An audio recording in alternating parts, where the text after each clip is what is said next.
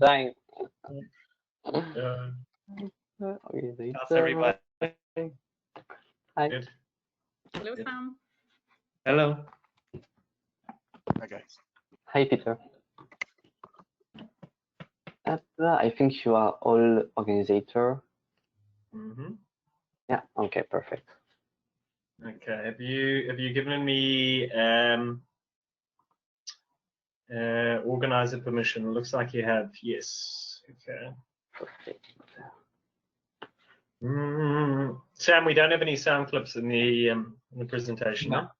No. Right. I can do a soundtrack for you if you like. Yes, please. Okay, I'm just giving you keyboard and mouse control.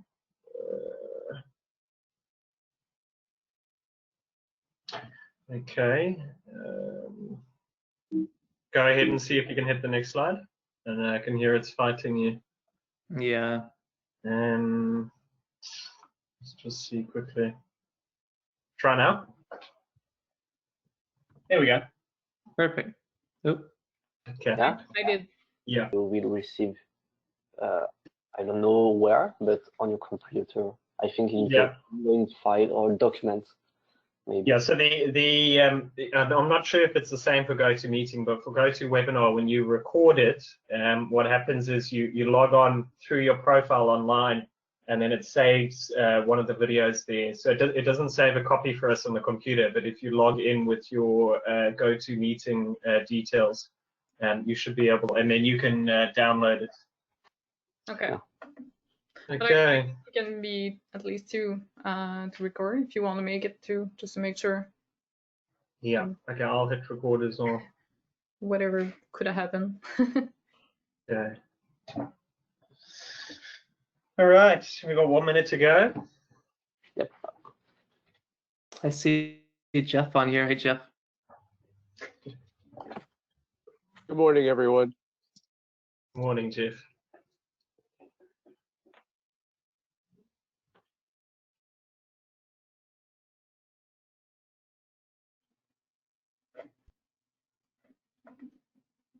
Okay. Okay. So I think we can start. Mm-hmm. You guys ready? Sure. Yep. Sam, you wanna do the brief intro? Yeah. Go ahead. If you want some, I just do a quick intro in French, and then Sure. I'll just pass it to you. Is it good? Okay. Yes. All good. Donc, bonjour à tous. En fait, mon nom est Claude Lefebvre. Je suis représentante en éclairage pour l'Umigroupe à Québec. Naturellement, la présentation va être en anglais. Donc, c'est pourquoi je voulais faire une petite intro en français pour la majorité d'entre vous. Si jamais vous avez des questions, gênez-vous pas. D'ailleurs, je vais être là pour les traduire. Et voilà. Donc, la présentation aujourd'hui va donner beaucoup sur en fait, exclusivement, je ne sais pas pourquoi je dis beaucoup, mais exclusivement sur l'éclairage acoustique, donc le traitement acoustique dans les environnements. Ça, c'est quelque chose qui est de plus en plus important de nos jours, étant donné que les environnements sont plus vastes, plus ouverts. On a toujours des petits... il peut y avoir des petits bruits de fond, des petites nuisances qui vont venir vraiment interférer sur la psychologie de l'être humain, sur la concentration, etc. C'est super important d'aller prioriser l'acoustique dans nos environnements. Puis, depuis quelques années, on peut le faire grâce à l'éclairage acoustique. Donc, on a la chance d'avoir Sam et Richard, qui est acousticien spécialisé, pour nous donner cette formation-là aujourd'hui. Puis, je vous invite à prendre un maximum de notes. Ça va être super intéressant. So, Sam and Richard, I'm going to let you go ahead. All right. Perfect. Thank you for that. You're welcome. Yeah, Right, so Sam, I'll get us started because we've already had a nice introduction there anyway, so I don't think we need to introduce ourselves again. All right, everyone, so I hope you're going to find this to be very interesting and informative. The topic is obviously acoustic lighting. This is a relatively new field that's received a lot of attention and a lot of new developments, particularly over the last couple of years. So just to give you an idea of what we're going to be going over, I'm going to be handling the acoustic side of things. I'm the global acoustic consultant for BuzziSpace, and then Sam is joining us because he is our dedicated lighting expert. So together we're going to be covering some of the theory, pertaining to lighting, some of the theory pertaining to acoustics, also how to apply this acoustic lighting if you're looking at designing a space or redesigning a new space.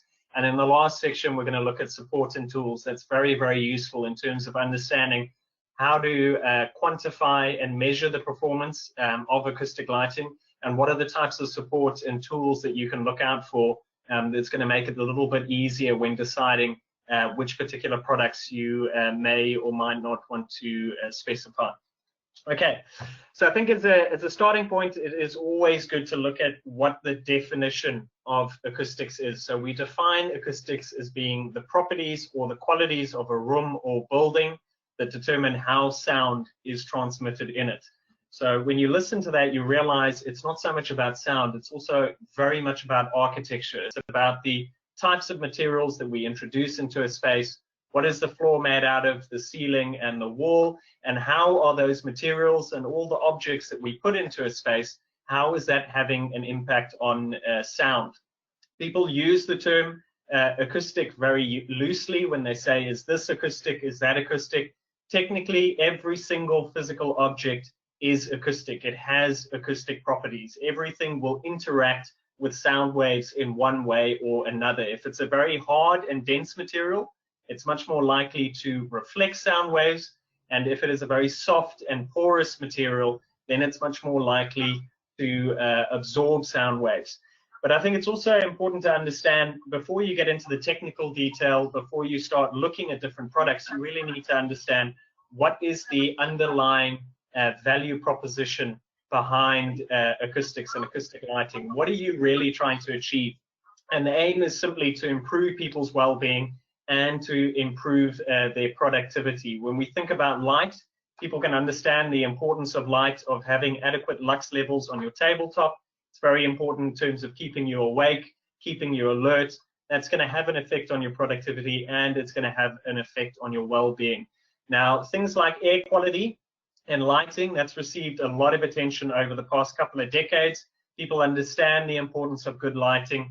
People understand the importance of having good air quality, the need for proper ventilation and good air temperature in a space. It's only really now, over the past decade, that acoustics is starting to receive the same kind of attention. Remember, just like light and just like air, sound is one of those environmental factors that can have a big impact on our experience of a space. So when we talk about enhancing well-being and productivity, it's not just about ergonomics, it's not just about the workstation and the chairs and the type of office layout you have. It's also got a lot to do with controlling those environmental factors and making sure that you're really creating a work conducive and a productive environment.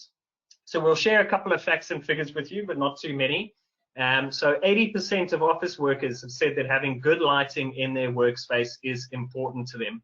And 44% are having to deal with uncomfortable lighting every day. And 32% have said that better lighting would make them happier at work. And that was done by a recent study in 2018. So even though we've had lighting and electricity for over a century now, we're still not getting it 100% right. When we look at the acoustic side of things, employees can be up to 66% less productive when exposed to just one nearby conversation. This is a very important factor. The reason we include it is because people need to understand the distinction between conversational distraction and background noise. Background noise can be a nuisance, it can be very stressful, but it's really the conversational distractions that have the biggest impact on people's productivity. And this is really, as I said, it's been substantiated by lots of studies that have been done across a number of different countries and companies. Remember, with people moving towards an open plan layout, with more people engaged in collaborative and activity-based work, it means in the general office context, you have a lot more people engaging in conversations that can be with their colleagues or even on their cell phone.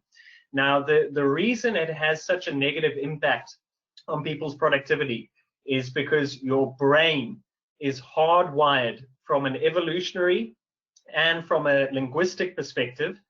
Your brain is hardwired to pay attention to human speech. Remember, your brain is very much like a computer in terms of it's constantly processing all the information that is coming in from its environment. And your brain needs to be very intelligent in terms of prioritizing which pieces of information coming from your senses, which pieces of information are most important. And it's those pieces of information that make it through to your consciousness and your awareness.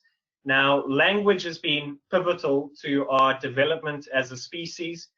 We wouldn't have the civilization that we currently have unless we were able to communicate with each other. So it's hardwired into your genes that your brain is automatically going to prioritize language and speech. So if you're sat doing any kind of task, you could be typing or reading an email, and a conversation starts up behind you, even if you're not a part of that conversation, even if it has nothing to do with you, if you are able to make out the words and the sentences of what's being said, your brain is already automatically and unconsciously prioritizing that information. And that means that conversation is constantly going to be pressing itself into your awareness. And what happens then is if you are trying to cast your attention and your focus somewhere else, and you've got that conversation that's constantly going on, you are working and operating at what we call a cognitive deficit. There's only a certain amount of resources and processing power that your brain has. And if you have to use a certain amount of that to constantly block out those conversations, then you're actually operating at reduced productivity. That's why we see so many people nowadays in call centers and in open plan settings with earphones in their ears. And people have actually found that a lot of the time, those people aren't even necessarily listening to music. They're just putting earplugs into their ears so they don't have to listen to all the conversations around them, which are becoming quite distracting. So aside from the impact it can have on productivity, there's lots of other domains that both acoustics and lighting have an effect on. It doesn't just affect you mentally, it affects you physically and physiologically. If you're exposed to very high noise levels, it'll increase your blood pressure, it'll increase your heart rate. Once both of those things start to go up, then your body starts to release more of certain stress hormones, one of which is cortisol. Now, cortisol isn't always a bad thing. It's part of what keeps us alert. It's part of what keeps us awake.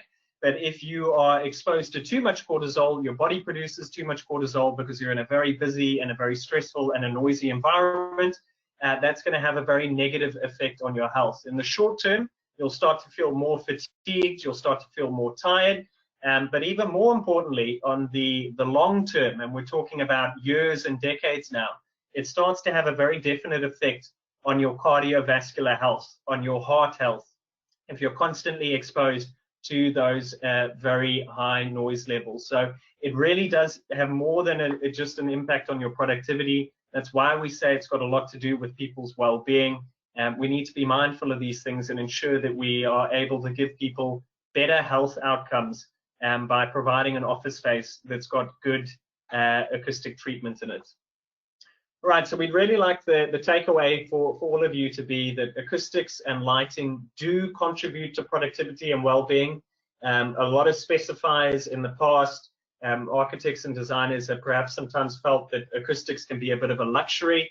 It's really not a luxury, it's an absolute necessity. Remember, anything that is going to have an impact on your productivity is going to have an impact on the bottom line in terms of the profitability of the business. So if you apply your acoustics correctly, they're really something that pay for themselves over time. And on the well-being perspective, it's obviously any company's goal is to be able to attract quality staff and retain the skills that they have in the business. And part of that is coming down to creating a very comfortable work environment. If you've got too noisy a space, you can't expect your employees to stay around for long. That's one of the reasons why call centers have a very high staff turnover rate, is simply because they're really not a pleasant environment to be working in. Okay, so if we have a look at some of the theory, we've broken this down into two sections, the lighting section and the acoustic section. So I'm just going to hand back to Sam now, and he'll take you guys through the lighting section. All right, thanks, Richard. Yeah, so good morning, everyone. Yes, so I know we've got Lumi group on here, so I have some lighting people, so this is definitely going to be a refresh for lighting folks if you're not as familiar with some of the technical aspects of lighting, then this is going to be something new for you guys. So just to break it down on what is light, if I can get my control, I always have a slow delay on there. I'm going to go through 3 quick principles on lighting. The first of which is going to be just talking about light output and lumens.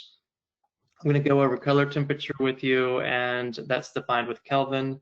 And then Richard, I already heard him mention lux. That's something I talk a lot about in these presentations, which is defining the illuminance. So if we start with the lumen, a lot of times, as Richard also said, was, lighting has been around, electric lighting has been around over 100 years now. I think people are finally coming around to talking about lumens and what lumens are, which is essentially the output of the light.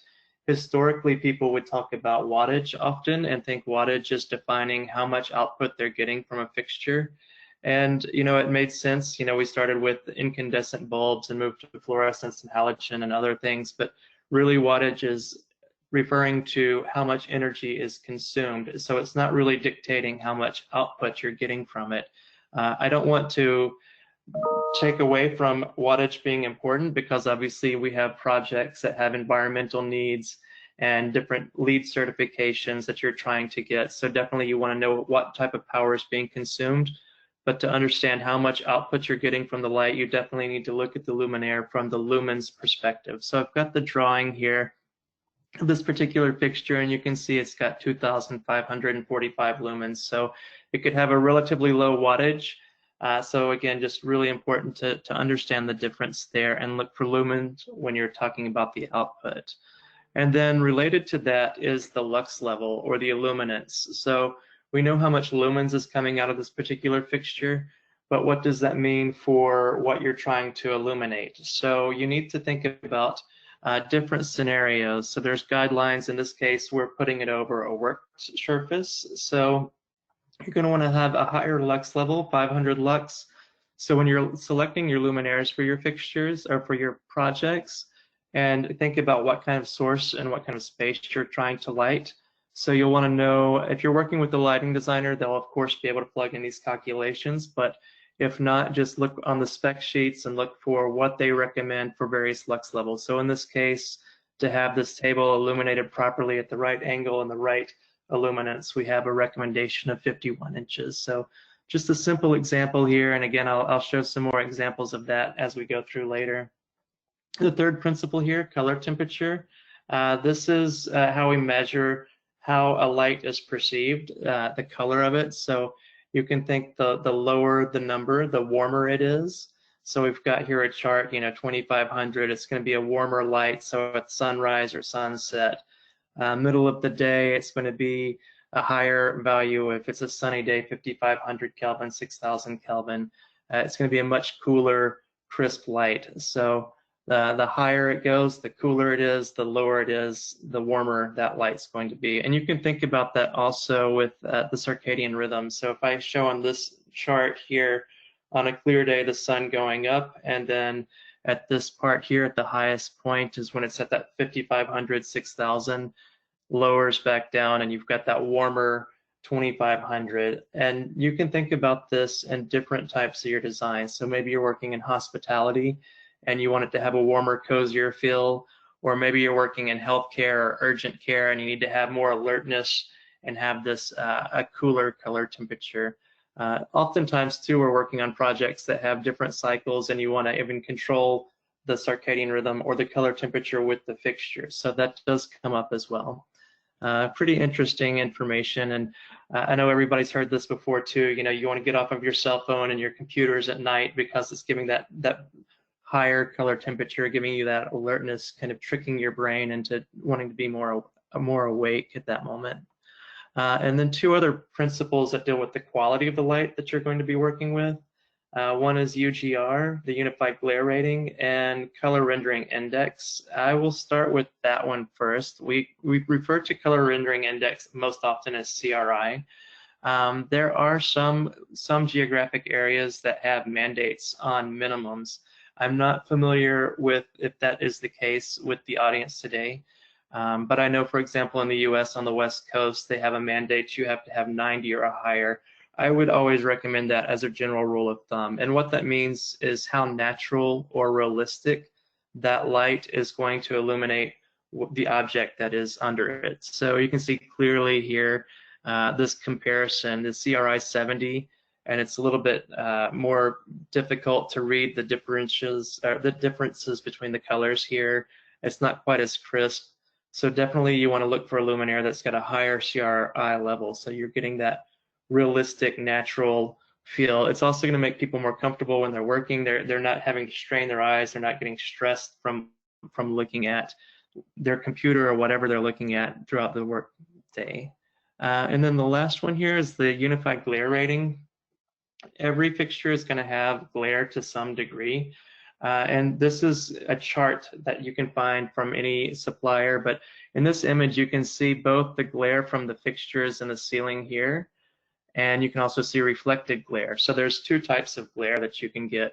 The higher the glare rating is, the more likely you will have glare, and the more glare you have, the more uncomfortable you'll be. So if I go to the chart that I've got here, you'll see, oops, sorry, Richard, went right to you. 13 is perceptible. You could get away with up to 25, really. I wouldn't recommend going 25 or higher, because once you get over that, you can, if you're working all day in that environment, you'll start having migraines. You might have little flurries in your eyes. You're going to really get uncomfortable. And it's just for health reasons and the well-being and the productivity. Definitely want to keep that into consideration. And again, it doesn't mean it's always going to have glare. It's just how likely it is going to give that glare with that particular fixture. And I already gave a sneak peek. I'm going to pass this back to Richard so he can go over some of the acoustic theory here. Perfect, thanks, Sam. All right, so from the acoustic side of things, what exactly is sound? So remember, anytime you have anything that's in motion, that's essentially a type of energy, and that's exactly what sound is. So when we talk about it, we're really talking about sound waves, and those sound waves are essentially vibrations. They're vibrations that are transmitted through a solid, a liquid, or a gas. We obviously experience it as air, and it's essentially just a mechanism by which you have different particles in the air, and those vibrations are passed from one particle to another, and that's how the sound waves are actually able to move throughout the space. So it's important to understand you have a very limited range in which you're able to perceive and hear sound. Interestingly, there's a lot of similarities and common aspects between sound and light. Light you measure as light waves, and sound we measure obviously as sound waves. So the range in which you are able to perceive sound is from about 20 to 20,000 hertz, okay? But as with many things, as you get older and older, your hearing starts to decline, and your ears become less and less sensitive. Interestingly enough, the three smallest bones that you have in your body are actually located in your middle ear. And those little bones are responsible for taking the vibrations from your eardrum through to your inner ear, and that's where it actually moves to your brain, where it's processed as an electrical signal. And then you're actually able to interpret what those sound waves are. So when we talk about these sound waves, the main way in which we classify them, the main way in which we categorize and understand sound waves is to talk about their frequency. So when we refer to a frequency of a sound wave, we are essentially referring to the number of vibrations that that sound wave has in a single cycle. So you'll see over here, one cycle is measured as being 1 second in duration.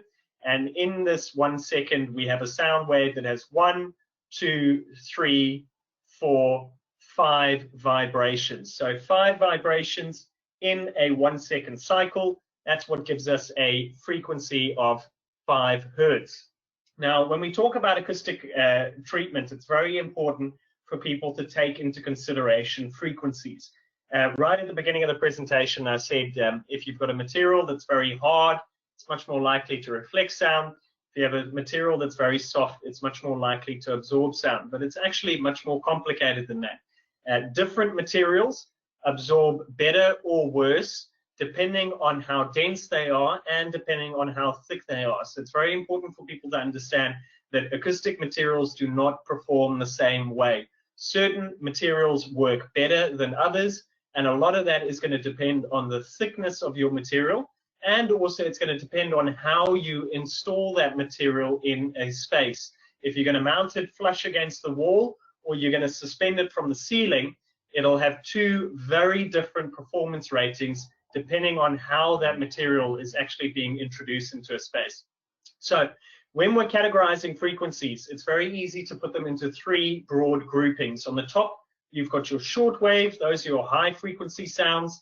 That's from about 2,500 hertz up to 12,000 hertz. It can go beyond that. In an office context, that would normally be things like ringtones. It would be the consonants in the words we speak, the sound of people typing on keyboards. There's lots of different sounds that you can get in the space. Now, when it comes to those higher frequencies, high frequency sounds are the easiest to absorb. You don't need a lot of acoustic material, and the material that you do have doesn't need to be very thick. So you can use a very thin material to be able to absorb the high frequencies. So a very good example would be is if you had a meeting room and you put a carpeted floor on that meeting. The carpet isn't really an acoustic panel, but because it's made out of fibers and because it's porous and breathable, it is able to absorb sound. But that carpet will only absorb the high frequency sounds. It won't absorb the mid and the long wave. So what that means is if you're looking at acoustically treating a meeting room, a carpet can be part of the solution, but it won't be the whole solution in itself. If you put a carpet in there, it can reduce the amount of other products that you need to add, but you will still need to include other thicker acoustic elements, whether it's wall-mounted, freestanding, or even acoustic lighting. You need to include those things to ensure that you're also absorbing on the low and the mid frequencies. So the mid-length waves, that's from about 250 to 2,500 hertz. This is the most important frequency range. Remember, the majority of the noise and the sound that we encounter and that we're trying to absorb is going to be from people speaking. And the majority of people speak in a range that's from about 250 to 2,500 hertz. So when you're looking at acoustically treating a space, it's very important that you choose products and that you choose materials that are well designed to absorb on the speech frequency range, because that's really the sounds that we are trying to target. The long waves, so those are your low frequency sounds, generally that's not too much of an issue in a commercial setting. Whether it's hospitality or office settings, you don't really get a lot of low frequency sounds. When they do occur, it's generally made by some kind of machinery. So if you have a production plant or if you have a factory where you've got a large amount of machinery, that's the type of space in which you would expect to experience low frequency sounds. As the frequencies get lower and lower and lower, it becomes harder and harder to absorb them. As your frequencies get lower, you start to need a thicker and thicker and thicker acoustic material. So that's always something that's worth bearing in mind.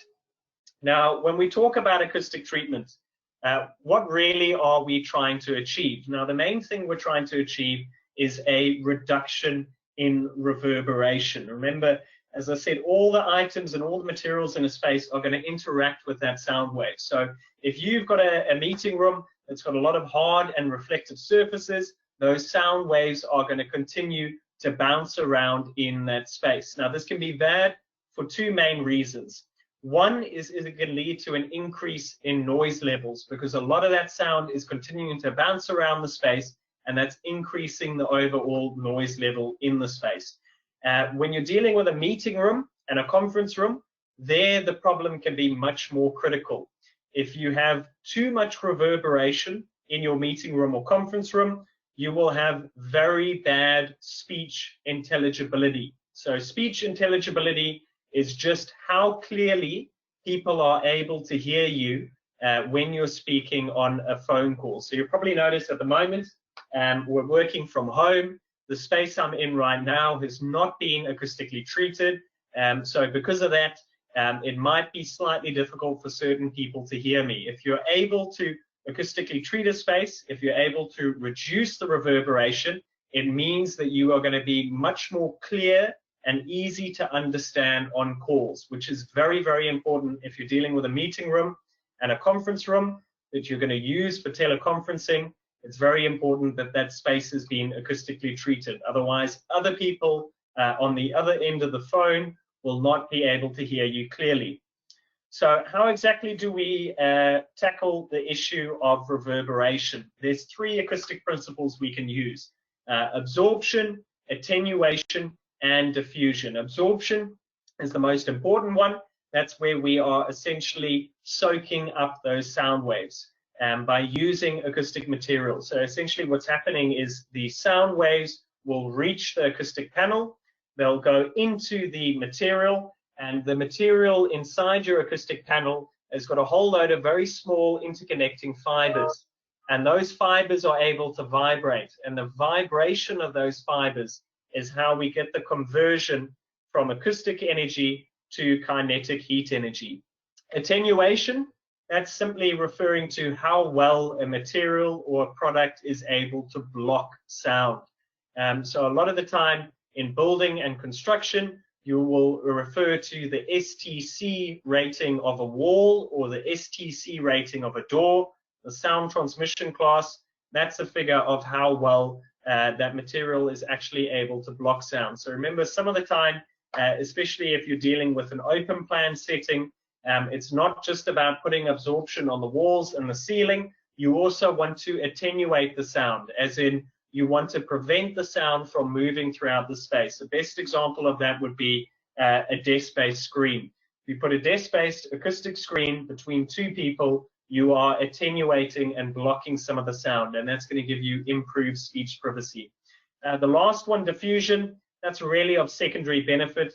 It just refers to the fact that if you have a surface that isn't perfectly flat, it'll reflect the sound waves in multiple different directions. Okay, now what is an acceptable reverberation time? So reverberation, that's something that we measure in seconds, all right? And what would be considered a good reverberation time depends entirely on the size and the function of a space. So if you have a call center or an open office, and it's a very large call center, then you can make do with a reverberation time that's closer to 0.9. These figures are seconds. So remember, that essentially means 0.9 seconds. If your office is much smaller in size, in order to have low noise levels and in order to have good call quality, you need to aim to have a lower reverberation time.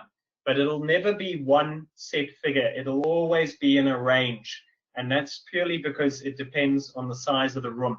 If you have a meeting room or a quiet room, there you need to aim to have a lower reverberation time. And that's just to ensure that you have good call quality. There are a number of tools and applications that you can use that will allow you to test the reverberation time on site. And that'll allow you to determine whether the issues with noise level are a result of having too much reverberation in that space. Now, what are the 3 main things that make up a good acoustic product? Like I said, not all acoustic materials are the same. If you are going to use an acoustic material that has a lower performance, then you need to use more of that acoustic material. So if you use a product that has a very high absorption rating, a product that is giving you very good absorption across the full speech frequency range, it might be more expensive, but because the product is performing better, you will need less of it in order to resolve issues in the space. So the first thing is density, how dense the material is. This is where it gets a little bit more complicated. What happens is, as a material becomes more and more dense, it starts to absorb better on the low frequencies, but then it starts to reflect the high frequencies. So it's very difficult to find an acoustic material that's going to give you very good absorption on all of the frequencies. As I said, that depends on the material itself. Is it high density foam? Is it felt? Is it PET? Is it mineral rock wool or fiberglass? Is it cork? There's lots of materials out there that are advertised as acoustic, but like I said, not all of them are going to perform that well. So consider the density and how thick the product is. Also look at the size. That's quite obvious. The larger your acoustic element is, the more acoustic material you have, the more absorption it'll provide. And then lastly, the shape. And that really ties into what I was saying about diffusion. Remember, not all of the sound waves will be absorbed. Some of the sound waves will be reflected off the acoustic element. But if you have a product that isn't perfectly flat, that's folded and pleated like this, it means that some of the sound waves that are being reflected will be scattered in multiple different directions. Also, if you have a product like this that's folded and pleated, it means that the sound waves have much more layers of acoustic material that they need to go through. All right, so just to substantiate now the difference between different acoustic materials, what we've got over here is a cross-section of an acoustic lighting element that is made out of felt, and then we've got another acoustic lighting element that is made out of the high-density foam. So remember, we don't just have two different materials, we've got two different materials that are at a different density and they are at a different thickness, and that's going to have an impact on their performance. So if we give you an example now showing the absorption of some of the felt-based lighting, so those are the products that are made out of felt. What this graph is telling you is it's indicating the amount of absorption that's being provided by different products. Okay, we've taken the product names out because it's a purely educational presentation, but each of these lines represents a different acoustic product that has been made out of felt. Okay, on the x-axis over here, you've got your different frequencies, low frequencies, mid and high, but remember, we are mainly concerned with the frequencies from 250 to 2000 hertz. That is the speech frequency range. So what I want you to pay attention to is not so much what the values are. I want you to pay attention to the curve. So because we've got a felt-based lighting element, which is substantially thinner, only 12 millimeters or half an inch in thickness, this element performs very well on the high frequencies, but it doesn't absorb so well on the low and the mid frequencies, and that's because it is quite thin. If we compare this graph to some of the thicker high density foam based products, you'll notice that the curve is slightly different.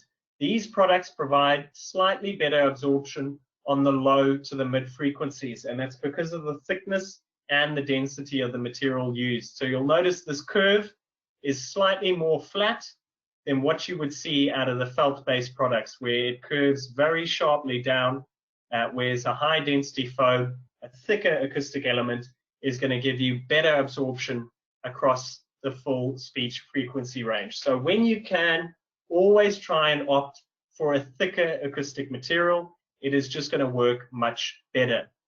Okay. Now, when you see this acoustic data online, it's very important to understand where is this information coming from. When you have acoustic data, it should always be drawn from an independent third-party test that has been done by an acoustics laboratory, and that's what we have here. So no manufacturer should be testing their own products. That would be a conflict of interest. In order to ensure there's credibility and truthfulness behind the claims, you need to make sure that your product has been properly tested in an acoustic laboratory, and that data has been signed off, and that will obviously ensure that the information that you're looking at is correct. All right, now the next part here is the most technical part of the presentation, and it's also potentially the most important. A lot of the time when you're deciding on acoustic treatments, and this includes acoustic lighting, you need to make a comparison between different products in terms of performance. What a lot of people don't realize is there are different test results for different products, and they give you different graphs, and the graphs are actually not telling you the same thing. So you cannot confuse these two graphs with each other, okay? So to demonstrate this, we've got the same acoustic element, all right? On the left over here, it's mounted on the wall, and on the right over here, we have that same acoustic element suspended from the ceiling, okay? When it's mounted flush against a wall, only the front side of the panel is able to absorb sound waves. So anytime you have any acoustic material that's mounted flush against the wall or flush right up against the ceiling, that product will be tested in such a manner that gives you this graph, the absorption coefficient graph. I'm sure quite a few of you are familiar with the NRC, the noise reduction coefficient. Your NRC value is determined from your absorption coefficient graph. Okay, so this graph, what it's telling us is it's not telling us how much absorption, it's telling us how well a particular product absorbs sound. And I say how well because it's a reflection of a percentage. That's why the highest value over here is 1, because that 1 equals 100%. So it's essentially saying if you have this product mounted against the wall from 500 hertz up to 4,000 hertz, it will absorb 100% of those sound waves. Okay, that's not actually telling you how much. That's not giving you a quantity. Remember, we measure time in minutes and seconds. We measure distance in kilometers and miles. And we measure weight in kilograms and pounds. That's how we quantify things. This graph is not quantifying. It's just telling you how well, okay? Now, your NRC value, that is determined by taking your absorption at 250, at 500, 1,000, and 2,000. You take each of these values, you add them together, and you divide by 4. That gives you your NRC. Your NRC is essentially an average of your absorption from 250 to 2,000 hertz. Okay, the reason I'm mentioning this and going into so much detail is sometimes we have people that come to us and say, what is the NRC value of this product? Anything that is suspended from the ceiling or that's freestanding does not have an NRC value. Okay, a product cannot have an NRC value unless it has an absorption coefficient graph. And it will only have an absorption coefficient graph if the product is flush mounted against the wall and the ceiling. And that's entirely because of the way in which they test the products. They use different calculations, they use different algorithms, and those calculations yield different results. So when it's mounted flush against the wall, you will have an absorption coefficient graph, and that is what determines your NRC. The moment your element is not mounted on the wall and it's suspended on the ceiling, now it's able to absorb a lot more sound. It's able to absorb sound on the bottom, and it's able to absorb sound on the top. Remember, some sound waves will be absorbed by the panel, other sound waves will go past the panel, reflect off the ceiling, and actually bounce down onto the back of the panel. So the moment you have a product like that that isn't mounted against the wall, it is tested in an entirely different way. They use a different calculation, and that calculation gives them a different result, which is shown as a different graph. This graph is what we would refer to as the Sabin graph. A Sabin is your unit of measurement for sound. Remember, like I said, we measure distance in kilometers, we measure weight in kilograms and pounds, we measure sound in sabins. 1 sabin is 1 square meter of 100% absorption. Okay, that is a metric sabin. You do also get imperial sabins. Those are largely only really used in the US because the US still uses the imperial system. In that case, 1 imperial sabin is 1 square foot of 100% absorption. And that is what this graph is showing us here. It's not telling us how well. It's not telling us as a percentage how much sound is being absorbed. And you know that because you can see on the y-axis, the values go above 1. Anytime you see the highest value is 1, then you know it's an absorption coefficient graph. If those values go above 1, then you know it is a Sabin graph. So this graph is essentially telling us that this product at 500 or 1,000 hertz, this product is providing 1.8 Sabins of absorption. That is the amount of absorption it's providing. Very important. You cannot confuse these two graphs. They are not telling you the same thing. You cannot make a like-for-like comparison between them. The reason we're seeing a lot of manufacturers are showing NRC figures for products that are suspended from the ceiling or freestanding is because they haven't had those products tested. The acoustic material, which you get a lot of the acoustic material you can get from China, when they source that material from the supplier is able to give them acoustic data. And the acoustic data that the supplier gives them is the absorption coefficient graph.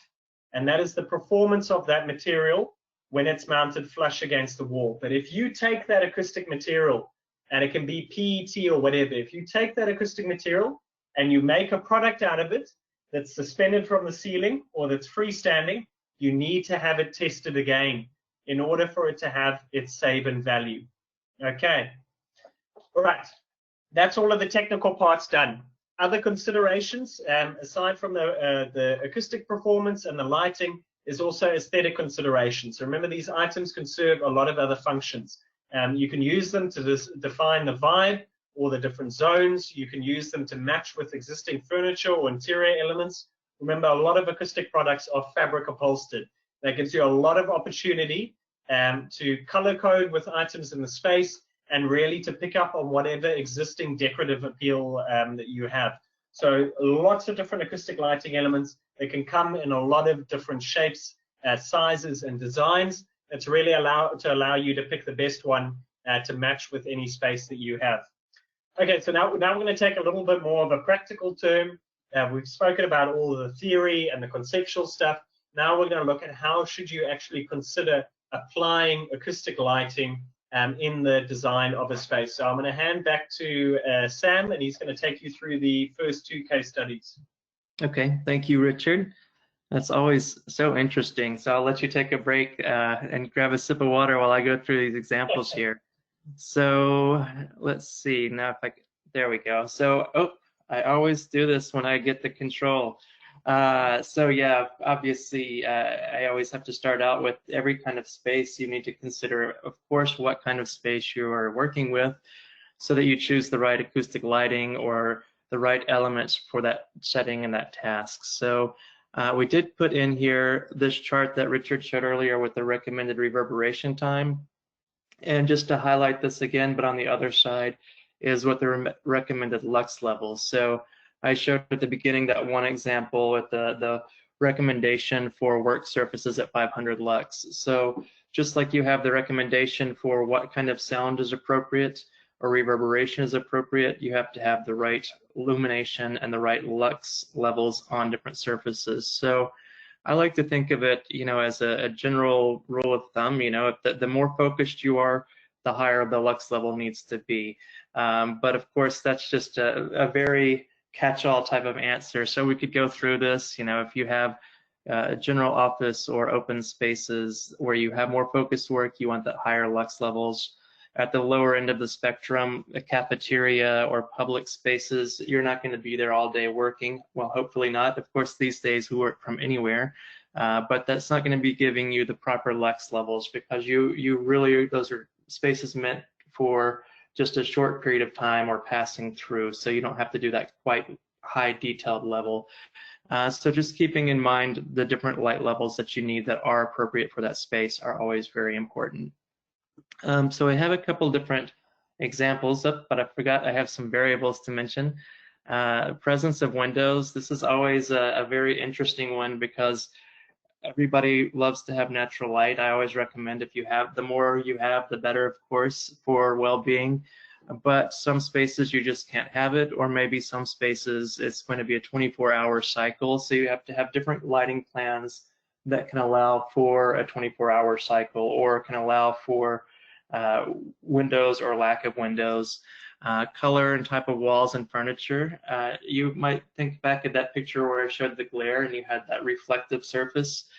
So obviously reflective surfaces, you're going to have different lighting schematics, and if you have dark walls or darker materials and furniture, that's going to kind of suck up that light. So keeping that in mind. And then size of the room, It goes without saying, the larger the space, the more light you're going to need to light that space properly. So I've got, now I can get into some examples for you. So open spaces, I've got to show you a couple general office settings, lobby spaces I'll go through, and then we'll talk about some meeting room spaces as well. So with the first one, and honestly, with all of these spaces, I always think it's important to think about different zones within the space. So not only for lighting zones, which people are probably pretty familiar with creating, but also acoustic zones. So helping to create audio privacy as well as visual privacy. There is also the psychological effect of the visual. If you see people or not seeing people, how you're going to speak or how you're going to listen in. So they go hand in hand with each other. But also with that acoustic zoning, it's helping really to prevent sound from transmitting from one space to the other. So with the general office or open spaces, I have all of the tones listed here, but the most critical are going to be the midtones, and we want to deal with that mostly with absorption and diffusion. So I've got, let's see, here we go. This one, and this was an interesting study where they were looking at different elements to help. So they did have some acoustic furniture and acoustic pieces throughout the space, but with the lighting, they had this option here. And then this is great because I always think it's perfect with the lighting. You know, Richard talked about the attenuation with desk partitions. Outside of a desk partition, generally speaking, a lighting element is the closest thing you can get to somebody that's going to help capture the sound waves. So if you think back on that animation with the sound waves coming out of that guy, the first thing that's going to hit it would be a light fixture. So you could maybe have baffles in the ceiling, but those are generally higher. You might have something on the walls that's further away. So lighting, I think, is just a fascinating acoustic support, that you can have something so close to the people speaking and creating that sound, because the closer to the source of that noise, the closer you are to capturing it. But it's also true, you might have different aesthetic needs. So we had on this particular case study, they wanted to look at it one way, but then also compare it with something else. So keeping all the same furniture in mind, but they still needed to have the proper lux levels, but had different aesthetic questions in mind. So you can accomplish the same type of task with acoustic lighting, but with different types of fixtures. So one with the upholstered, another one with, we've got the upholstered again, but then also some of these folded pieces back here. So there's definitely a lot of different ways aesthetically you can work on it with the lighting. And I have some other ones, but that's going to be in the next section with the lobby space. Lobby spaces can be a little bit more tricky. And that can be because sometimes they can be more voluminous, so more space, having to deal with more reverberation. Also, there's different tasks going on in a lobby space, because you generally have a reception area, you have a waiting area, you have people walking through quickly, so there can be a lot more chaos going on. So again, you want to kind of create those visual zones, also creating lighting zones, and again, we're going to want to focus on mid-tones, high tones, and work with absorption and diffusion. So if I go to the first example, and this is a new presentation, so I'm like, which one am I going to show first? Okay, this is I love this one, because I wish I had this one with people in here, because if you think back at the reception area, there's probably somebody sitting here working all day long. So that is essentially a work surface. So you definitely are going to want to have lower fixtures to have a higher light output or a higher lux level on that surface. Also, there's probably people filling out paperwork or doing a sign in, sign out. But then you have lounging areas where, of course, this is not an acoustic fixture here, but you might not need the quite significant lux levels for somebody just sitting there. Same with the setting on the left. You can have the fixtures higher up, so you're not getting as quite intense lux levels on here.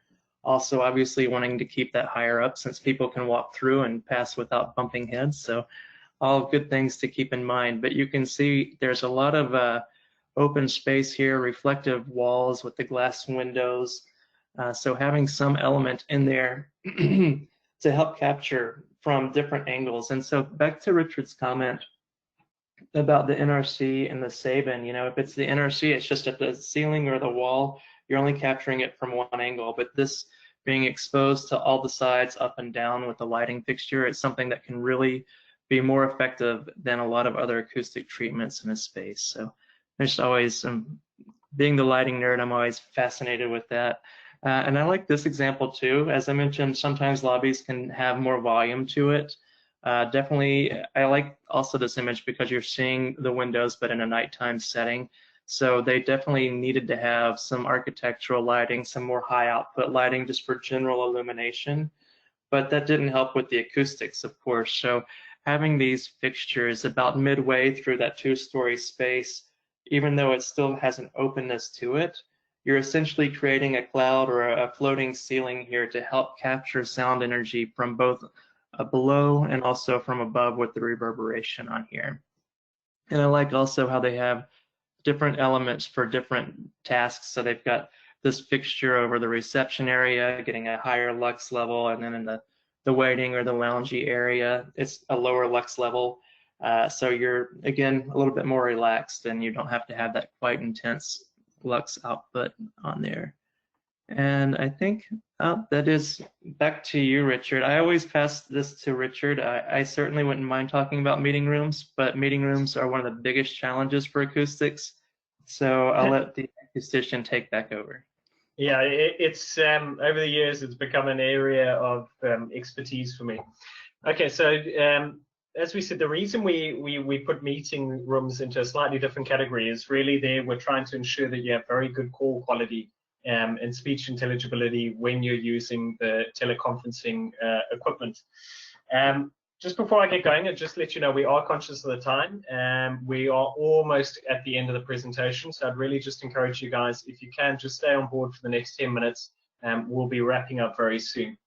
Okay, so the challenges in a meeting room, obviously we want to reduce the reverberation with the other spaces. We need to focus on the speech tones, but sometimes, in most cases, you can be working on a very small footprint. There isn't necessarily a lot of space that you have in a meeting room.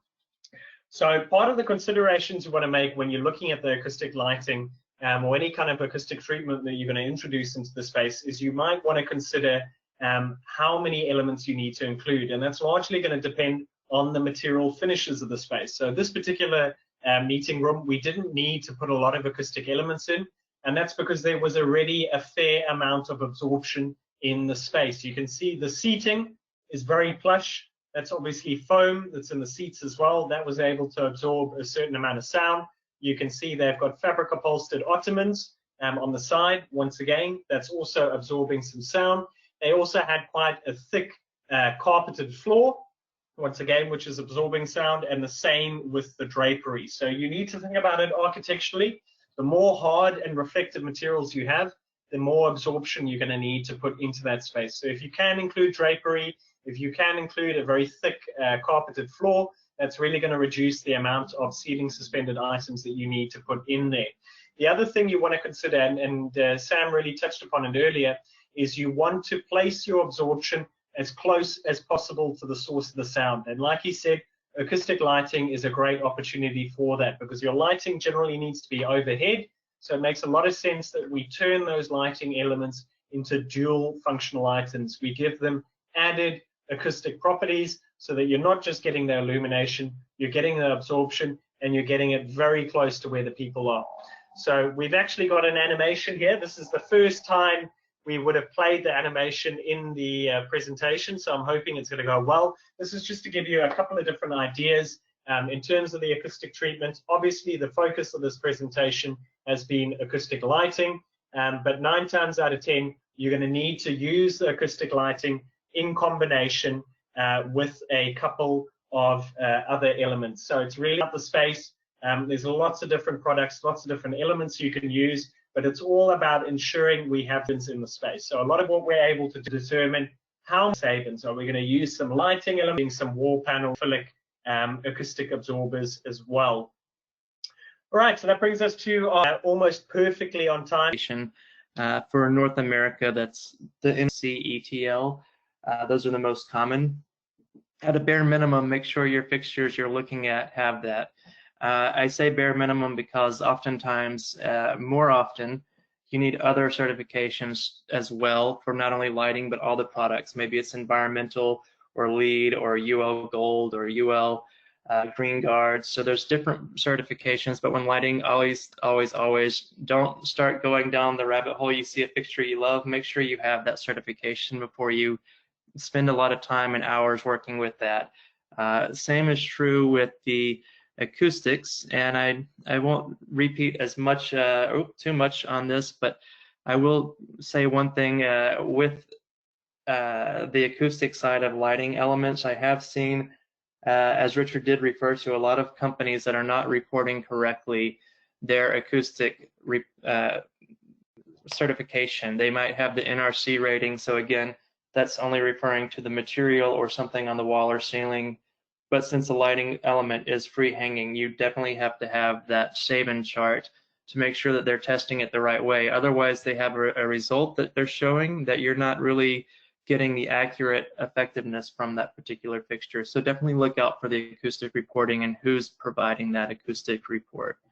One other thing too, because acoustics can be quite technical, as you probably understood watching this presentation today, I think it's always great to find partners that have digital and acoustic support tools. So this is just one example where you have a tool that you can download an app and you can measure reverberation time in a room to get recommendations on what might help you. But there are all kinds of digital tools out there. But if the company you're working with has that, they definitely are going to be more supportive for you and be helpful for you, because again, you don't want somebody to say, hey, this is acoustic, but then it's not really doing exactly what you need. And then I think the last one is just our thank you. So I wanted to say thanks for everyone. I appreciate it. I think if we have a few minutes, Richard, we could stay on if there's any questions. And absolutely, if not, I just want to say thanks again. Ciao. All right, I think just before we go to questions, I'm just going to be a little cheeky and just reiterate on this. So we do have a RT60 app that's free to download. It's available on the Apple Store, so you can download it on an iPhone or you can download it on an iPad. It's called the BuzziSpace RT60 app. I'd really encourage you to get the application. We've spoken a lot about acoustics. We've shown you lots of different options. But at this point, you're probably still thinking to yourself, well, how do we determine how many acoustic products we need to put into a space? If it's a meeting room or a conference room, this is the ideal tool. All you need is the app, you need a balloon, and then you need a laser measurer. That's so you can put the dimensions of the room into the space. And the nice thing about the application is not only will it show you the initial reverberation time and tell you whether that reverb is too long, the app also comes with a built-in catalog of products. So if you go to site, you can measure the meeting room, you can see that it's got too long a reverberation time, and you can actually start to select acoustic products. A lot of the acoustic lighting is also on there. You can select those products, you can add them into the calculation, and then the application will tell you, based on how many products you've put in, how much of a reverberation reduction you'll get. So this tool will allow you to avoid over-specifying, putting too much acoustics in, and it'll allow you to avoid under-specifying in terms of putting too little information in. Okay, so all right, that's pretty much everything. As Sam said, a big thank you to all of you for making the time to actually join us for this. I'm just going to quickly see if we've got any questions. Thanks, Eric. Thanks, Stephanie. Jeffrey saying the Buzzy rep can obviously perform this service for you as well. So remember, you don't necessarily need to do it yourself. If you've got a project that you are working on and you'd like to consider some of the acoustics, make sure you reach out to your local BuzziSpace rep. They'll have all the tools and all the information needed to get you guys going. All right. Okay, it doesn't look like we've got any questions, just a whole lot of thank yous. Pour ceux qui ont des questions en français, juste préciser, je suis disponible pour la traduction aussi si jamais vous êtes moins à l'aise avec l'anglais. So those of you who have questions, I can translate. J'aimerais remercier, thanks Richard and Sam for the presentation. It was pretty much interesting. Sorry, I have issues with my speech. So yeah, I want to say thank you, and merci Guillaume aussi pour la PDIQ de nous offrir l'opportunité de faire une belle présentation comme ça.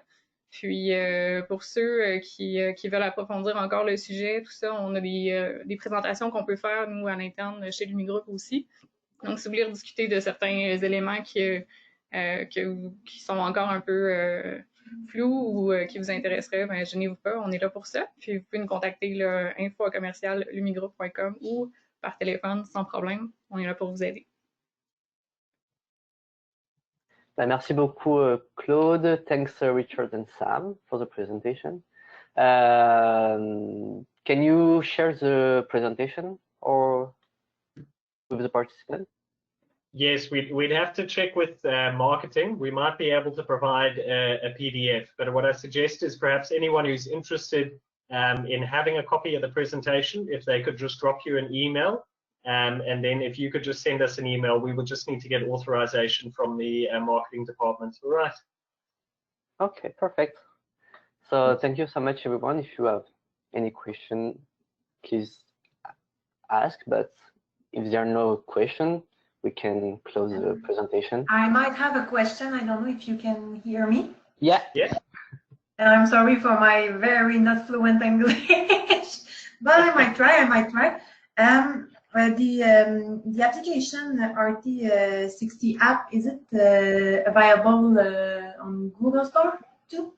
Unfortunately, not at the moment. At the moment, it's only available on Apple devices. But we will, in the future, we are looking at expanding upon that and developing an application that will be available on Apple, on Android, and also online. Okay, but Sandrine, as Jeffrey Reed said, do reach out to your local BuzziSpace rep. They have all the tools and the necessary means to be able to assist you. Even if you can't measure the space, you can share plans for that, and there is a project care department that we have that will be able to do calculations and assist you if needs be. All right. Wow, that's great. Thanks. Sure.